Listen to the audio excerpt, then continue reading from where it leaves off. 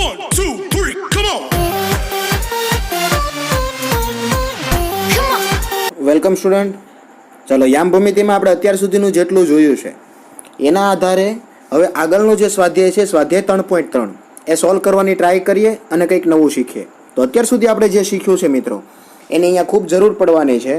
તો આપણે તેને ખૂબ જ, જો એ યાદ નહીં હોય તો ખૂબ ધ્યાનથી એને સૌપ્રથમ પહેલાં જોવું પડશે. ત્યારબાદ આપણને હવે પછીનું જે શીખીશું એ આવડશે. બરાબર છે? તો તમારી સામે પહેલો ક્વેશ્ચન મૂકેલો છે કે કયા ચરણમાં અને કયા અક્ષ પર આ જે બિંદુઓ છે એ આવેલા છે એની વાત કરવાની છે. બરાબર છે? કયા ચરણમાં, અને જો ચરણ ના હોય તો કોઈ અક્ષ પર, તો એ કઈ અક્ષ પર છે એની વાત કરવાની છે. અને બીજું કે શું કહેવામાં આવ્યું છે, તમારા જવાબની ચકાસણી બિંદુઓને યામ સમતલમાં દર્શાવી શકો, એટલે કે આલેખ પર તમે દર્શાવી શકો ખરા, એવી વાત પૂછવામાં આવી છે. ચાલો, તો અહીંયા જોવા જઈશું તો પહેલું બિંદુ છે મારી પાસે -2 અને 4.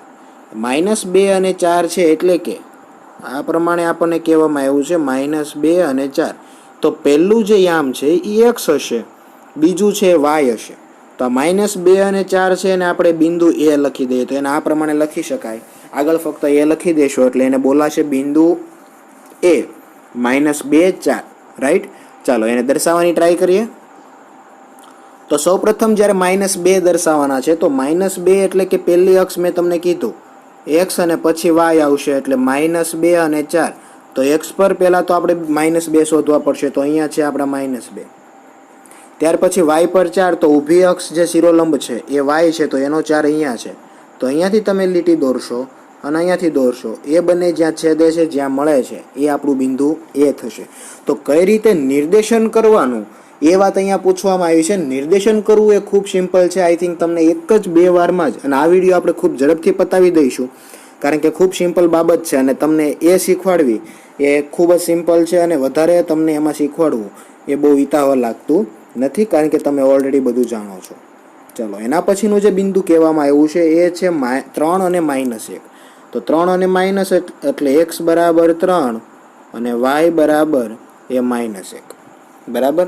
તો સૌપ્રથમ આપણે જે કામ કરીશું એમાં શું કરીશું, x બરાબર 3 અહીંયા છે, y બરાબર -1 અહીંયા છે. તો અહીંયાથી આપણે એટલે જઈશું અને અહીંયા જઈશું. તો તમે જોઈ શકો કે બિંદુ b નામ આપી દઈએ તો એ b કઈ રીતે દર્શાવી શકાય. બરાબર છે? તો હવે પછીના બિંદુ છે એને ખૂબ ઝડપથી જોવાની ટ્રાય કરીએ. ચલો, પછી આપ્યું છે -1 0. હવે ખૂબ સમજવાની વાત છે, તો ધ્યાનથી જોજો. માની લો કે હું બિંદુ c કહી દઉં છું અને એ કીધું છે -1 0. તો એમાં જે પહેલો યામ છે એ x છે, બીજો છે એ y છે. ચલો, આ વાત રાઈટ છે. તો x યામ જે આપણને આપેલો છે એ તમને -1 કીધેલો છે. તો x યામ જો -1 કહેવામાં આવે તો x યામમાં પહેલા -1 શોધો. ચાલો, આ -1. y 0, તો y 0 એનો મતલબ કે y છે જ નહીં, તો આપણે આ બિંદુ અહીંયા ને અહીંયા દર્શાવી દઈશું. તો બિંદુ c અહીંયા આવશે -1 અને 0. તો આ બાબતે ખૂબ ધ્યાન રાખવું પડશે કે ક્યારે આ પ્રમાણે દર્શાવવાનું હોય છે. રાઈટ? ચાલો, એના પછીનું બિંદુ d 1 અને 2. તો 1 અને 2 તો ખબર પડી જાય, આ x નો 1 અને પછી y નો 2, એ બંનેની લીટી જ્યાં મળે છે 1 અને 2 થઈ જશે. હવે જોઈએ આગળ ક્વેશ્ચન કોઈ પૂછવામાં આવ્યો છે કે નહીં. તો હવે એક આ પૂછવામાં આવ્યું છે -3 -5. તો -3 -5 આપણે પૂછવામાં આવ્યું છે. તો x નો -3 અહીંયા છે, y નો -5 અહીંયા છે. તો બંને જ્યાં લીટી ભેગી થાય છે તો એ આપણું બિંદુ e થઈ જશે. તો બંનેની જે તમે યામ દોરો છો અને તમે યામ દર્શાવવા માટેની જ્યાં લીટી કરો છો એ જ્યાં છેદ છે ત્યાં તમારું બિંદુ આવશે. રાઈટ? તો ખૂબ સિમ્પલ ક્વેશ્ચન હતો. તમે જોઈ શકો છો આપણે કેટલું સિમ્પલ રીતે એને સોલ્વ કરી શકીએ છીએ. બરાબર છે? તમારી સામે હજુ એકવાર મેં રકમ રાખેલી છે કે આ રકમને જોઈને તમે આલેખ દોરી શકો છો. અને ખાસ એક તમારે એ પ્રેક્ટિસ કરવી કે આલેખ દોરવો અને દોરવો. આ ચેપ્ટર એવું છે કે તમે બેઠા માર્ક્સ લઈ શકો, કોઈ પણ જગ્યાએ માર્ક્સ આપણા કટ થાય એવી શક્યતા નથી, કારણ કે તમે જોઈ શકો છો કેટલું સિમ્પલ છે. બરાબર છે? તો જોઈએ નેક્સ્ટ એક્ઝામ્પલ. નીચેના કોષ્ટકમાં અનુકૂળ સ્કેલ માપના એકમોનું અંતર અક્ષો પર પસંદ કરીને x y નું નિરૂપણ કરો. તો ફરીવાર અત્યારે જે વાત થઈ તે જ વાત છે કે નિરૂપણ કરવાનું છે. નિરૂપણ એટલે ઇન શોર્ટ તમે જાણો છો કે દર્શાવવું આલેખ પર. તો પહેલું જે તમને જોડી આપી છે આ છે કે -2 અને 8. તો સૌપ્રથમ આપણે શું કરીશું, x અક્ષ પર -2 ચલો અહીંયા એક્સ પર -2 છે અને વાયનો 8, તો અહીંયાથી તમે ચાલવાનું શરૂ કરશો અને આ વાયનો 8 છે, તો આ તમે જોઈ શકો કે આ તમારું બિંદુ પહેલું થઈ જશે. હવે તમે એને કોઈ પણ નામ આપી શકો. ચલો આગળ વધીએ. બીજું જે તમને યામ કહેવામાં આવ્યું છે એ તમને યામ આપ્યા છે -1 અને 7. તો હવે આ ખૂબ ઝડપથી આગળ વધીએ તો x બરાબર -1 અને y બરાબર 7. ચલો x બરાબર -1 પહેલાં શોધી લઈએ, અહીંયા છે. y બરાબર 7 શોધી લઈએ, તો અહીંયાથી તમે જેવી લીટી દોરશો અને અહીંયાથી, તો આ જે તમારું બિંદુ આવશે એ તમારું આવશે બીજું બિંદુ કે જેના યામ હશે -1 અને 7. રાઈટ છે? ઓકે. એના પછી જે 0 અને -1.25, ચલો ખૂબ મહત્વની વાત હવે આવે છે, ધ્યાનથી સાંભળજો. આને સારી રીતે જો ભણી લઈએ તો બાકીનું આપણને આવડી જશે. 0 અને -1.25, બરાબર છે? ખાસ ધ્યાન આપજો. ચલો સૌ પ્રથમ તો હું તમને એક અંકની વાત કરું કે જ્યારે તમને કોઈ અંકની વાત કરવામાં આવે છે તો તમે ગણતરી કઈ રીતે કરશો. 0, 1 અને 2 આટલા અંક પહેલાં તો તમારી પાસે છે. ધ્યાનથી જોજો. ચલો તમને આ બે અંકની જ્યારે વાત કરવામાં આવે છે તો આ બેની વચ્ચે કયો અંક આવી શકે, તો તમને ખબર છે કે 0.5 આવી શકે. કારણ તો કે પહેલા ચેપ્ટરમાં તમે શીખશો, બરાબર છે? શું શીખવાનું આવશે પહેલા ચેપ્ટરમાં કે કોઈ પણ બે પૂર્ણાંક સંખ્યા આપે છે, અપૂર્ણાંક સંખ્યા આપે છે, તો એમની વચ્ચેની જે સંખ્યાઓ આવતી હોય છે શોધવાની વાત આવે છે. અહીંયા હું તમને વાત કરવા આવું તો વચ્ચે 1.5 આવશે. તમને સવાલ થશે કે સર આ કઈ રીતે? તો આ કઈ રીતે એની હું તમને વાત કરું તો જ્યારે પણ તમારે કોઈ પણ બે સંખ્યાની વચ્ચેની કોઈ સંખ્યા શોધવી છે તો એ બંનેનો સરવાળો કરો અને ભાગ્યા 2 કરો. સરવાળો કરો છો તો 3/2 કરો છો. ચલો 3/2 કેટલો આન્સર આવશે એ તમને ખ્યાલ હોવો જોઈએ. 3/2 કરશો, 2 એકા 2, બાદબાકી કરો, 1 આવશે.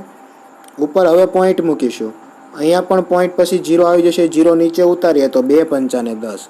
તો તમે જોઈ શકો કઈ રીતે આન્સર તમારી પાસે આવે છે 1.5, બરાબર છે? પરંતુ અહીંયા જોઈ શકાય મારે 1.25 દર્શાવવા છે. તો વધુ હજી આગળ વાત કરીએ કે અહીંયા તમે જોઈ લેજો પહેલાં કે 1.5 કોની વચ્ચે આવે છે. તો હવે આગળ વાત કરીએ 1 અને 1.5. ચલો આની વચ્ચેની જ્યારે વાત કરીએ છીએ તો સૌ પ્રથમ વાત કરીએ કે આ બંનેની વચ્ચે કોણ આવશે. તો ખાસ તમારે યાદ રાખવાનું છે અથવા સમજવાનું છે, આ બંનેની વચ્ચે આવશે 1.25. માઇનસ હશે તો એ પ્રમાણે માઇનસની વચ્ચે આવશે.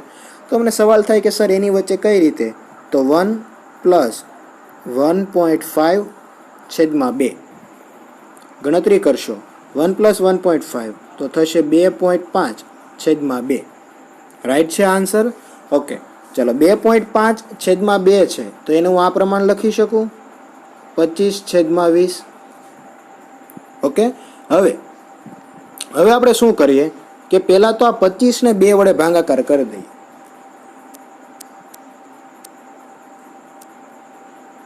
તો 2 એકા 2, 0 ઉપરથી આવશે 5, 2 2 4, 1.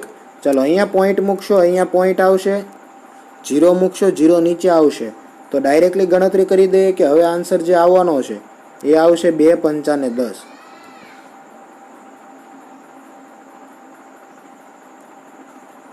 તો અહીંયા તમે જોઈ શકો આન્સર કેટલો આવે છે 12.5.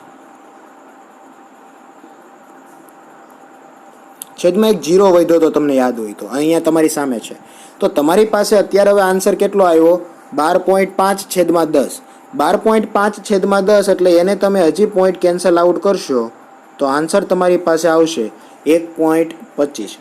તો હવે તમને આ સમજાવવાનું કારણ એવું હતું કે હવે તમે આન્સર આપી શકવા જોઈએ, અથવા તો જ્યારે પણ તમારે આ પ્રમાણે ક્યારેય પણ જો કોઈ બિંદુ દર્શાવવાનું થાય પોઈન્ટવાળી રકમ, તો સૌપ્રથમ એ નક્કી કરવું પડે કે કોની વચ્ચે આવશે. તો 1.25 છે તે કોની વચ્ચે આવે છે? તમે અહીંયાથી જોઈ શકો 1 અને 2ની વચ્ચે, અને એમાંય તે 1 અને 1.5 એટલે કે એના અડધા જે થતા હશે એની વચ્ચે આવશે. તો અહીંયા આપણે જ્યારે દર્શાવવાની વાત થાય ત્યારને હું તમને વાત કરું છું, ખૂબ ધ્યાનથી જોજો. ચલો અહીંયા તમે જોઈ શકો કેટલા ખાના છે, 1 2 3 4 અને 5. તો આ એક્ઝેક્ટ એની વચ્ચેનું જે ખાનું થાય એ આ થશે. રાઈટ? પણ 1.25 છે એટલે આ તમે એની ઉપરનું કોઈ પણ એટલામાં થોડુંક જો આમ તેમ હશે તો ચાલશે. તો આ -1.25 જે દર્શાવવાના છે એ કઈ રીતે દર્શાવાય તમને ખ્યાલ આવી જવો જોઈએ. x આમ 0 છે તો ડાયરેક્ટલી આપણે y પર આવી જઈશું અને y પર આપણે કઈ રીતે દર્શાવવું એ તમે અહીંયા જોઈ શકો છો. ઓકે, તો આવી રીતે તમને જો ક્વેશ્ચન પૂછવામાં આવે તો કઈ રીતે આપણે પોઈન્ટ નક્કી કરવો એની મેં તમને એક ખૂબ જ સરસ વાત કરી. બરાબર, માની લો કે હું તમને એવું કહું કે તમારે દર્શાવવાના છે 0.5, તો નક્કી કરવાનું એ થશે કે 0.5 કોની વચ્ચે આવે. ઘણા જે સ્માર્ટ ને હોશિયાર વિદ્યાર્થીઓ હશે કે જેને આવું એક્ઝામ્પલ ગમે ત્યારે સોલ્વ કરેલો છે અથવા આવી ગણતરી કરેલી છે, તો એ લોકો ડાયરેક્ટલી આન્સર આપી શકે કે આની વચ્ચે આવશે. પરંતુ નથી ખબર તો આપણે શું કરીશું, 0, 1, 2 આવી રીતે આપણે કરીએ છીએ. તો હવે આ પ્રમાણે કરીએ કે 0 અને 1 ની વચ્ચે આ એક 0.5 આવશે. તમને એમ થાય સર કઈ રીતે, તો 0 અને 1 ની વચ્ચે વાત કરીને તો 0 + 1 ડિવાઈડ બાય 2, તો 1/2, 1/2 1/2 એટલે થશે 0.5. જો એમ આપણને સમજ પડી જાય તો પણ ડાયરેક્ટ આન્સર આવી શકે, અથવા આપણે છે તે ભાગાકાર કરવો પડે. ચાલો અહીંયા ભાગ ન ચાલે, એનું પોઈન્ટ અને 0, તો આપણી પાસે નીચે 10 બને છે, તો 2 × 5 = 10, બાદબાકી કરીશું, આન્સર આવશે 0. તો તમે જોઈ શકો છો કે તમારી પાસે 0.5 આન્સર કઈ રીતે. એટલે ઇન કેસ કહેવાનો મતલબ એ છે કે આવી રીતે પણ આપણને ક્વેશ્ચન પૂછવામાં આવી શકે. તો આશા રાખું છું કે અત્યારે જે ક્વેશ્ચન આપણે સોલ્વ કર્યો એ તમને ખૂબ સારી રીતે સમજાઈ ગયો હશે, અને અવનવા બીજા પણ આપણે ઉદાહરણ લીધા કે જેનાથી ક્યારેક આપણને જો ભવિષ્યમાં ડિફિકલ્ટ ક્વેશ્ચન પૂછવામાં આવે એક્ઝામમાં તો આપણે એને સોલ્વ કરી શકવા જોઈએ. અને દરેકના આન્સર તમારી પાસે છે અહીંયા નીચે, તો એ પણ તમે જોઈ શકો છો અને તમારી બુકમાં તમે ગણી શકો છો. Thank you.